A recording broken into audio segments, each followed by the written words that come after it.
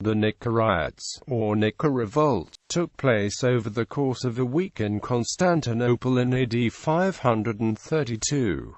It was the most violent riot in the history of Constantinople, with nearly half the city being burned and destroyed and tens of thousands of people killed. Background: the ancient Roman and Byzantine empires had well-developed associations, known as demes, which supported the different factions under which competitors in certain sporting events competed. This was particularly true of chariot racing. There were initially four major factional teams of chariot racing, differentiated by the color of the uniform in which they competed. The colors were also worn by the supporters. These were the blues, the reds, the greens, and the whites, although by the Byzantine era the only teams with any influence were the blues and greens.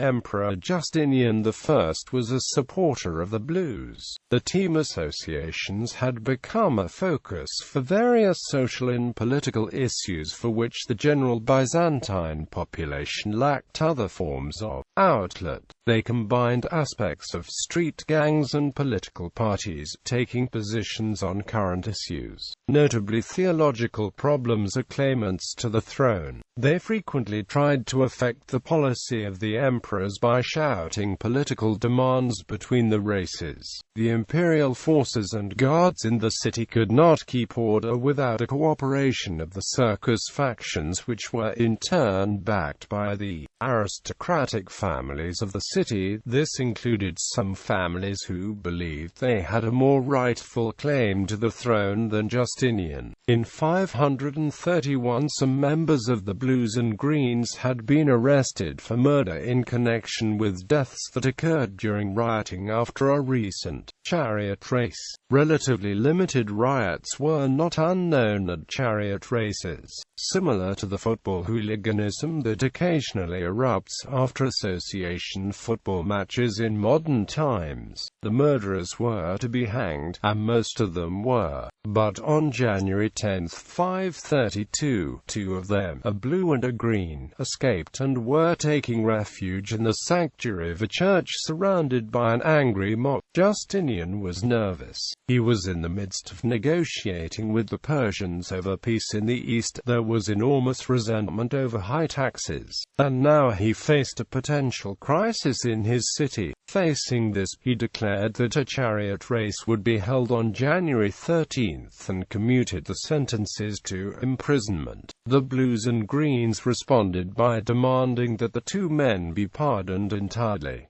The riots. On January 13, 532, a tense and angry populace arrived at the hippodrome for the races. The hippodrome was next to the palace complex, and thus Justinian could watch from the safety of his box in the palace and preside over the races. From the start, the crowd had been hurling insults at Justinian. By the end of the day, at race 22, the partisan chants had changed from blue or green to a unified Iota Kappa Alpha, and the crowds broke out and began to assault the palace.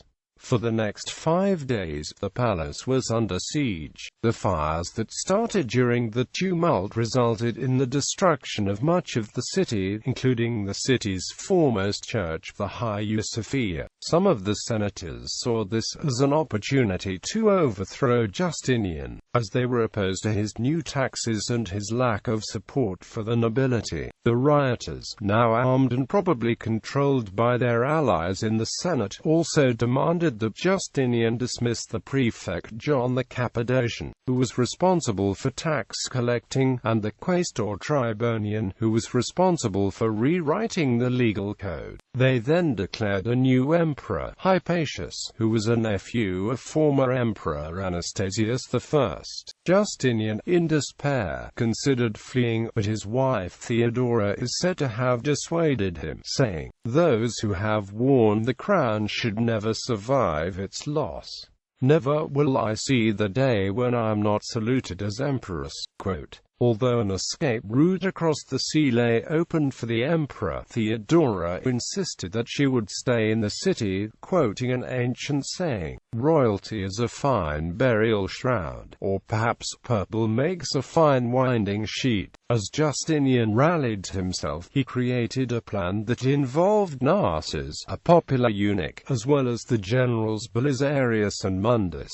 Carrying a bag of gold given to him by Justinian, the slightly built eunuch entered the hippodrome alone and unarmed. Against a murderous mob that he had already killed hundreds, Narses went directly to the blues section, where he approached the important blues and reminded them that Emperor Justinian supported them over the greens. He also reminded them that the man they were crowning, Hypatius, was a green.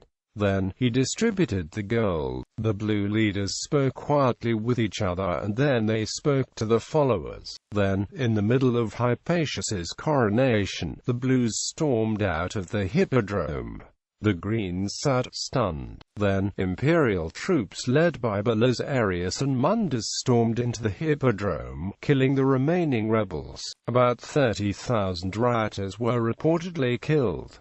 Justinian also had Hypatius executed and exiled the senators who had supported the riot. He then rebuilt Constantinople and the Hagia Sophia and was free to establish his rule. He was also free to pursue his ultimate dream of a united Roman Empire. In fiction, Count Belisarius by Robert Graves follows the career of the general Belisarius and recounts the build-up of tension and the riots in some detail. Theodora and the Emperor by Harold Lamb is a historical fiction novel that follows the events of the Nika riots closely, using timelines and characters based on historical documents. The Female, a novel of another time by Paul Wellman, depicts the life story of Empress Theodora, concluding with the Nika riots. The novel gives the credit for finding the solution to end the riot to Theodora. Much of the plot in the fantasy novel The Clocks of Erasbiel, Sprague de Camp turns on mass rioting by rival sporting factions, loosely modeled on the Nika riots. In 1974, the ITV science fiction television series The Tomorrow People ran a serial entitled The Blue and the Green, citing the role of the Dinagali, an alien energy-based species that fed on human emotions, as the cause of the blue and green factions, and the Nika riots, as similar factions re-emerge in the United Kingdom in the early 70s.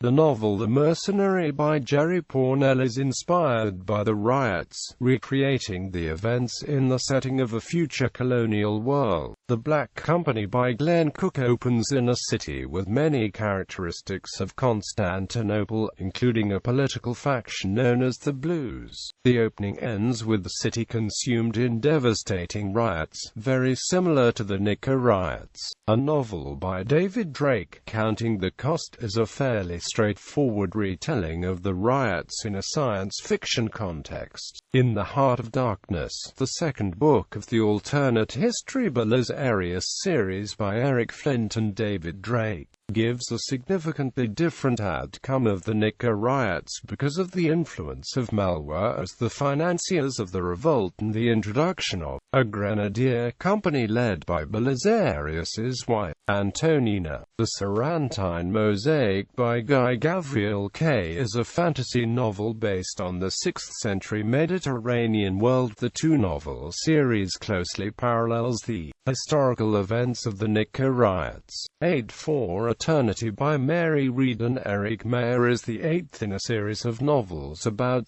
6th century Constantinople. It uses both fictional and real persons, centered around John the Eunuch, Lord Chamberlain to Justinian I. In a mix of fact and fiction, it covers the 2 weeks of the Nika riots. Basilissa is a novel by John Masefield on the early life of Theodora. The Nika riots are pivotal in the plot but are moved forward before Justinian becomes emperor, portrays him as a blue and makes no mention of any slaughter. It has negligible historical validity. The Terror of Constantinople is a novel by Richard Blake which features a fictionalized version of the Nika riots. The Purple Shroud, a novel of Empress Theodora by Stella Duffy, chronicles the years following Theodora and Justinian's rise to power and covers the riots in full detail.